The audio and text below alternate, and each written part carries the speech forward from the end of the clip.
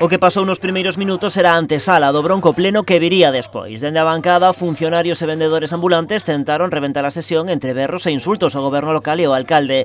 Lore suspendeu a sesión durante uns 10 minutos e advertía: Isto que están facendo ustedes aquí non podería pasar nin no Parlamento do Estado, nin no Parlamento de Galicia, nin no Concello de Vigo, porque xa os terían expulsados. Non van a convencerme para que os expulse. Pero un pouco de respeto, por favor. Coa sesión de novo en marcha, o goberno local defendeu a súa proposta orzamentaria que supera os 94,7 millóns de euros. As contas máis altas da historia, precisas, dixo o concelleiro de Facenda, para que a cidade non se deteña. Un orzamento que responde a un tempo novo e que ven a representar a aposta pola consolidación do modelo e o seu avance.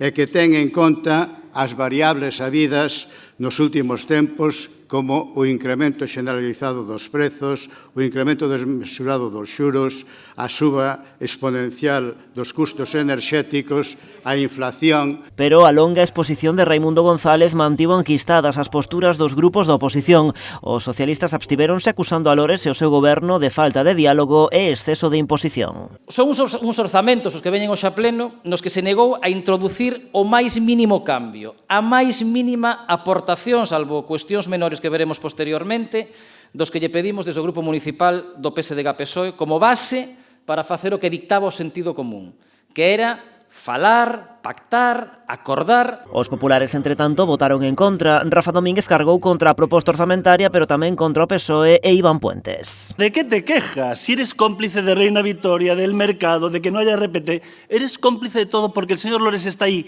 habiendo perdido las elecciones, y lo pusiste tú. Cos presupostos tumbados, o alcalde lamentaba o resultado e, sobre todo, a actitude dos socialistas. Hai unha diferencia, ou é un problema local do Partido Socialista, porque, polo que teño entendido, se van a aprobar os orzamentos de Santiago, se aprobaron os orzamentos da Coruña, se aprobaron os orzamentos de Lugo, e eu lamento que o Partido Socialista pois non aprobase os orzamentos de Pontevedra. E avanzaba Lores que convocará para o 8 de xaneiro a cuestión de confianza para sacar adiante o orzamento de 2024. Utilizarei os mecanismos que me permita a lei para aprobar os orzamentos.